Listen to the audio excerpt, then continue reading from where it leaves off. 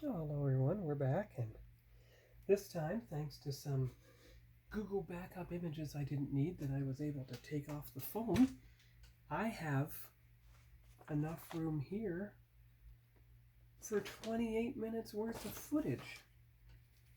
So what I'm going to do today, oh good, you can see the ship. Alright, little down more, there you go. What I'm going to do today is put on the Aztec decals that go underneath.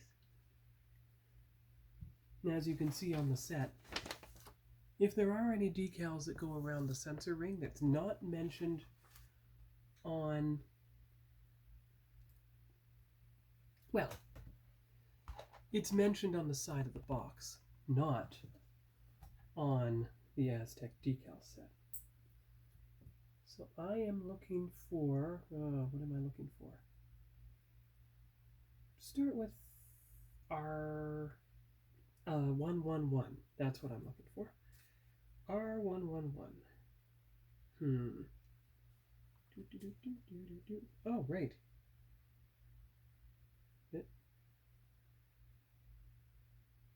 Well, you would think it would be in here. R111. There it is. Okay, so it has to go on that way, but more angled. There you go. Okay, got it. So I'm going to cut that decal out when we'll put it on the ship. The guide goes right up to there, room 111. And if you look at the decals themselves on the ship, now of course it was a bit of a trick to fit it around the already installed pylon, but it is there, and I know it looks very subtle, but I like that. I love the subtlety. By choosing a light gray as my base coat instead of white, I made it look less toy-like, more realistic, and the interesting thing is, even though I didn't paint these lights white, because I quite frankly forgot, I think, at the back, it still shows up as a white on there. So, what you're going to do now is you're going to get the other pieces that have to fit in those four sections. So R114, 112, and 113. So I'm going to lay those decals out and I will be right back. Alright, so I have identified the remaining three pieces. 113 there, 114 here, and 112 goes that way. So you take a picture of them on the guide. They're approximate. Ooh, let's get the light out of the way. Ooh, let's go that way. There you go. Boom. So I will put on 114 and then we'll go for the middle two. All right, so there we go. Both Aztecs are on now. Now I know they're very subtle, and I don't, well, the flashlight didn't make much difference, but there's a flashlight picture. And here's a picture without the light. You see that this light takes away the yellowish orange of the room light and gives it the bluish gray it should have in the movie. And you can see on the guide how I've done so far. Okay, so it looks like I did pretty well with the decal. You just have to move it forward a bit on the ship. But it seemed to work out pretty well. I mean, I'm going to use the toilet paper again and the Q-tip to smooth it down so it fits the recesses. But I'm quite pleased overall. And it blends in seamlessly with the other one, so you can't even tell it wasn't part of one consistent decal. So that's really good as well. So let's see here. Here we go. Da, da, da, da, da, da. And of course I'm going to apply the microsol to get out any faint wrinkles. But yes, what you do is you ease off the narrow side first and then you pull the backing paper towards the front. Don't try and do it the other way or something will rip. And halfway along you put your finger on the middle part and pull it that way. You don't rip anything. And where's my brush? Oh, there it is. Okay, here we go. So microsol here, microsol along there, all the way. There you go. It appears that my decision to use the light gray hull was a better and better choice. There you are. See? I know, you can barely see the Aztec decal. I mean, it is there. It's not completely invisible like it was on the 2018 Enterprise, which I built as a 24th century version. It is visible, however slightly. And there is a darker pattern on some part of the hull right near the central portion. Right here. Right in there. And there should be a line that goes right along there from both. And then along the side, of course, which it does. Now this side is a bit in. It's in a bit too much, but there's only so much it could go out. And you don't want to wreck it now because that had the microsol, but you see, yeah, but it's half over the line on both of them, so you got to get it even. It's because this thing is in place, and that kind of interfered a bit, but it won't interfere with the central one because this is part of the integrated hull in either case. And there's no Aztec decal that goes on that central section. But you know, I just realized something. You have this central grid line now. There's no paint indicator. You see? There's no paint color indicator. Give me 1 minute. I'm going to move the camera to sit in front of me because this is messing up a bit. There. Okay, that's better. Now, box there, instructions here, ship here. There you go. There's a better picture. As I was saying, there is no painting instructions for in here. So you could actually, on those grid lines, do some of the... I'm going to do a metallic, because that's a grid line section. Yes. Now, the front of the ship. Front of the ship is here. You still don't see any phaser markings there, but those sure do look like phasers to me. Yet they're not marked on the ship either, except with red circles, see? Yeah. Huh. Interesting. Okay. All right. So I am going to put on the remaining decal now that goes in this section. Then I will go after the central grid section with some silver. Yeah, I think some silver. And now I know where all my paint is, so I'll be back. Of course, I don't have to make that section blank. But that's where I'm thinking that if I got some silver anniversary or something, I could, you know, put some highlighting on those colors. And I think that's what I'm going to do.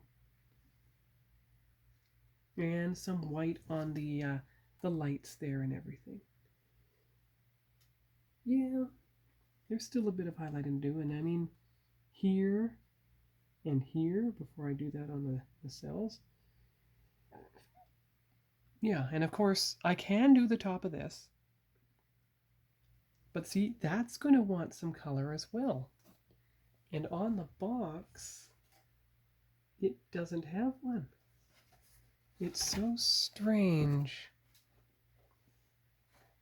See? There is no color there.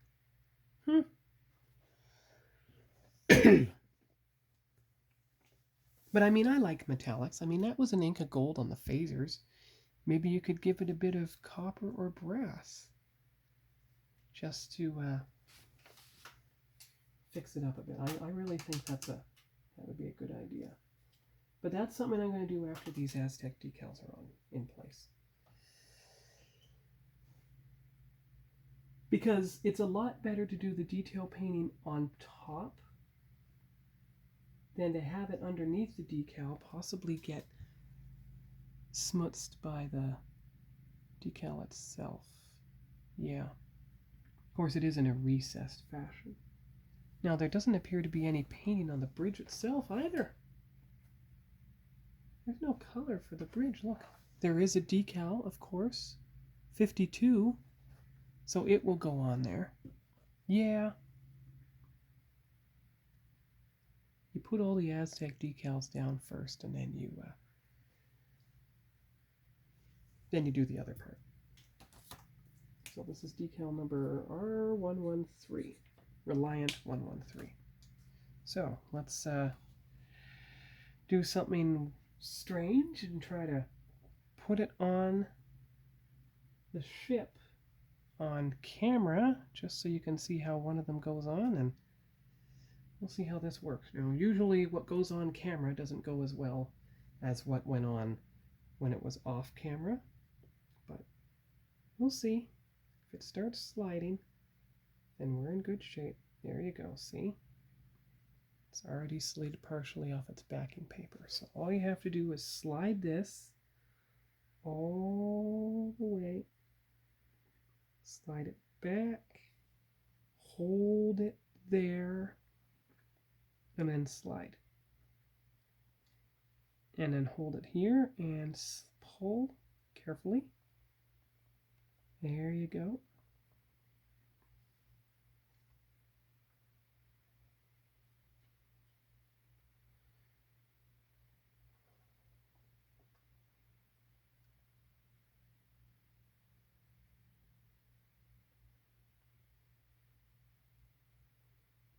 Yeah, notice I didn't make a sound and I didn't breathe either. But it is mostly aligned. It just needs a bit of tilting to make it even with the other one. Because now that you have the other one in place, you've got to loosen it up a bit so that it can be aligned nicely. It's aligned at the back here. That's good. You just have to shift it just a little bit. Just a little bit. Just to bring it into alignment.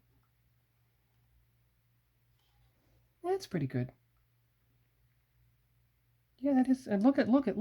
I didn't notice before, and maybe it's because it's the decal.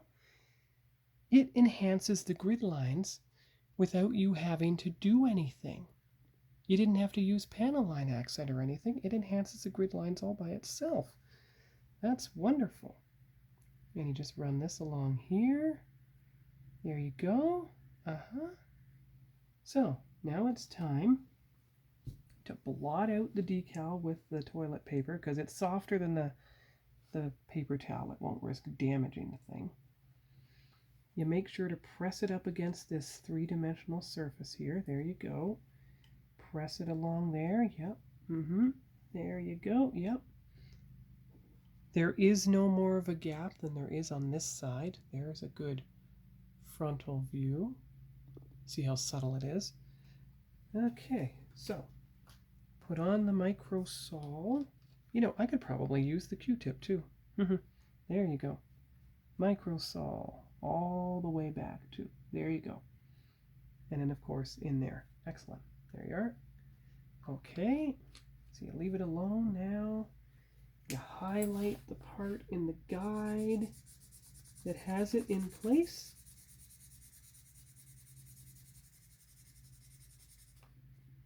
See, it forms the missing section. It's wonderful. But I didn't know that it enhanced the grid lines when you put it in place too. That's a wonderfully pleasant surprise. Okay, so now it's time to do the metallic accent in here and up there. Okay. What color am I going to pick? I think I'm going to make them Inca Gold, these three, so that they're in tune with the phasers. And I will make this copper and brass and stuff. I have all my paint here in this Discovery Enterprise box.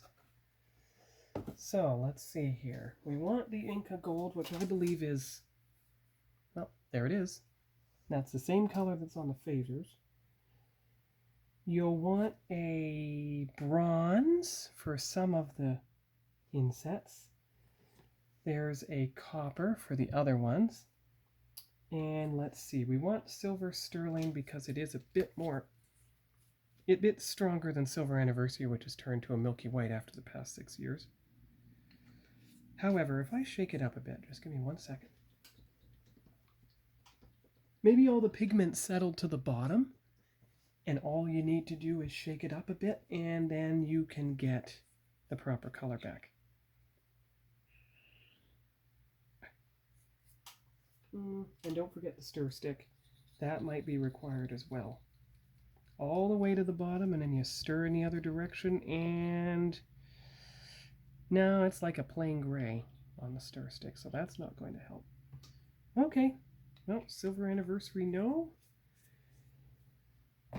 Silver sterling, yes, which is here. Well, that's a pearl white. That's not even a silver in the first place. There's the other Silver Anniversary. Let's see if it looks any better. Not really. Still like a grayish. Okay, and that's another solid bronze. Solid bronze versus bronze. They're the same color on the thing. Strange. Oh, that's a metallic. Yeah, you want to use the metallic. Now, what I'm hoping is that eventually, you see how you have 2 bottles of bronze? I'm hoping that one day, in the future, I can empty one bottle into the other and cut my amount of paint bottles in half. Okay, so, Inca Gold. We're going to start with that. I'm going to move the paint over here. You've got the Inca Gold. Move the instructions over there for now. And we're just going to see how this goes. Now I'm going to use the smaller brush. No, not that small. This one. Still has some bristles. Inca Gold.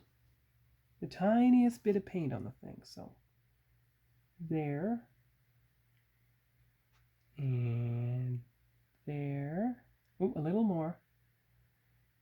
Little more. There you go.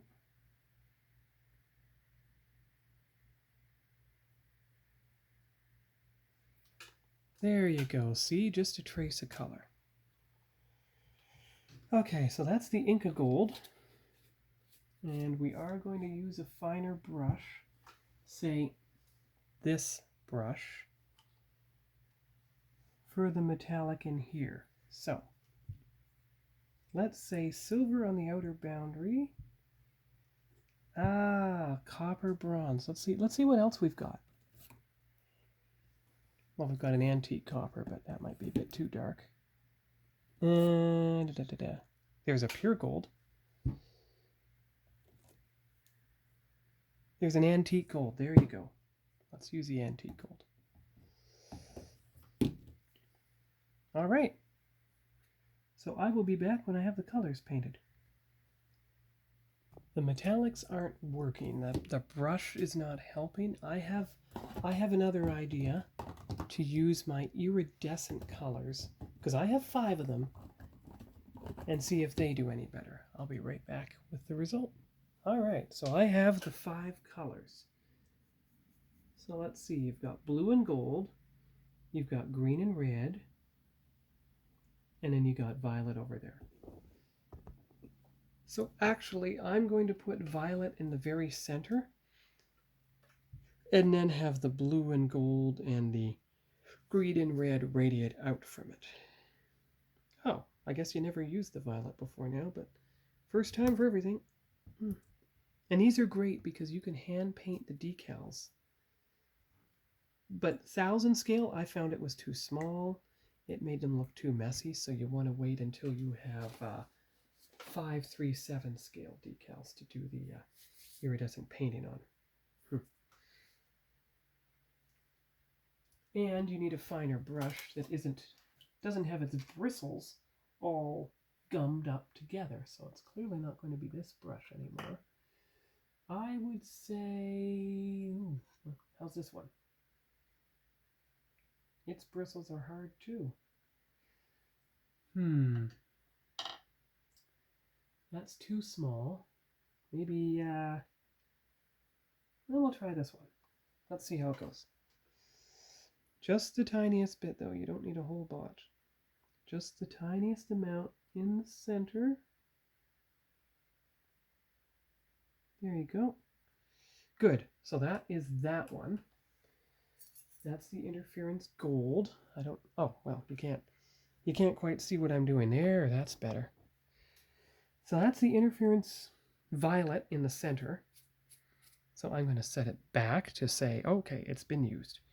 Now, the interference blue for the outer rim, so to speak. Make sure the brush is clean. It doesn't have any of the, and you only need the tiniest bit. So let's see if that tiny bit is just enough.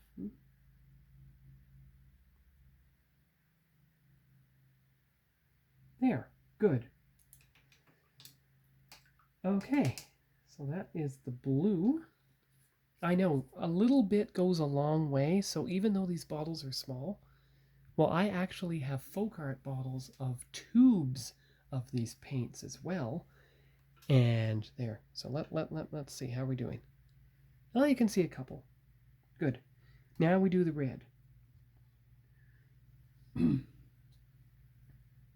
This point is a bit too flexible though. I'm not getting the precision I need. So actually I am going to use this point that is somewhat glued together. Excuse me. And we're going to see if this works. Now we have about, see how full the red is? See how little I use it? I can use a little dollop from the cap itself. Now we are going towards the far right. Oh, that is more precise. Oh, that's wonderful. Excellent. There you go.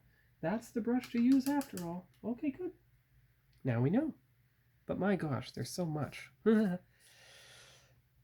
I mean, you have the 537 scale Aztecs, and if I have enough memory left in my phone, I'm going to show you an example of those Aztecs done with the iridescent gold, so iridescent colors, so you can see what I mean.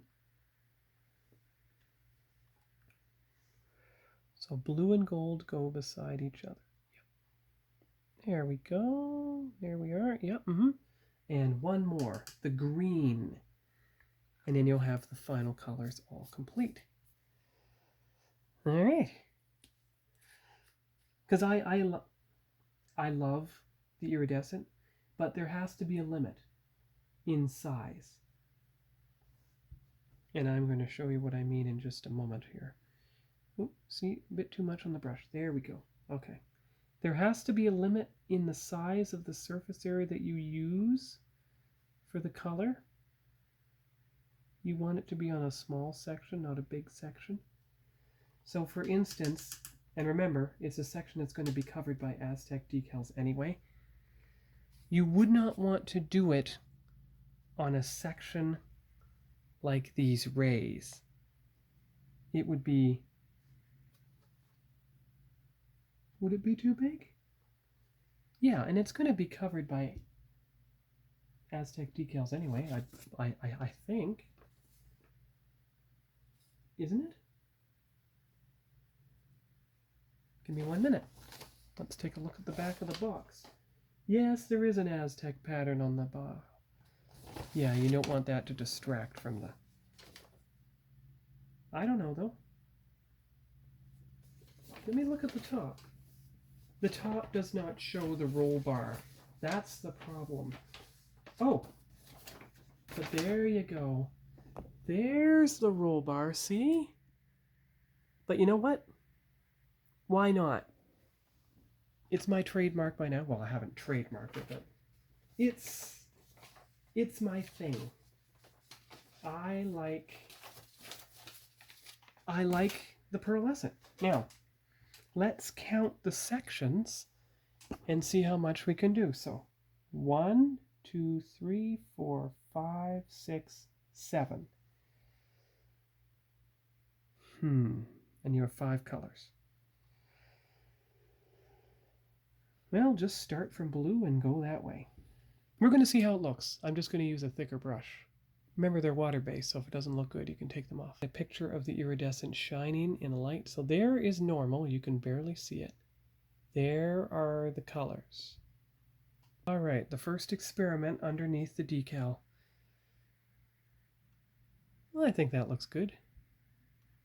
Yeah, and you can't really see the brush stroke, so I think it's working, and this thicker brush was the one to use, so I think that's a success. I'm just going to do the one side, do the colors in sequence, go from there, and then see what you get at the end. No thin brush this time. This time I use the thicker brush. Okay, so next up, gold. Gold always goes beside the blue. And remember, you're just using the cap colors. So I'm going to stop now. I'll have 2 minutes left, and I'll come back when it's done. Or at least one side at a time. All right, so there, let's see if I can get a good view here. There you go, see? Now violet is going to be the only color that stays in the same place on the opposite side, because where you have gold here, you're going to have blue over there, etc. So there's a good picture. I'm going to turn it around now, do the other side, with the complementing colors opposite each other. There it is, nearly invisible. See? You can barely tell. All right, so the golden iridescent paint is done on the other side as well. There you go. There's the colors revealed in all their glory. There's the colors somewhat invisible. And if I go like this, you can barely see it. So now we're just going to go all the way around. So you can see the Inca gold on the phasers, both top and bottom. You can see some of the colors come into view. So do this, it's nearly invisible. There you go, see, full color revealed. There's a good photo. And then you tilt out again and you go around to this side. See, it's almost out. It's pastel variants. And there's the other side, nearly invisible. Get that picture. So that's about the end for now for the 1000 scale Reliant. Hope you enjoyed this episode, and we'll see you later when I do the front saucer decals and whatever else can fit on the camera. Bye-bye.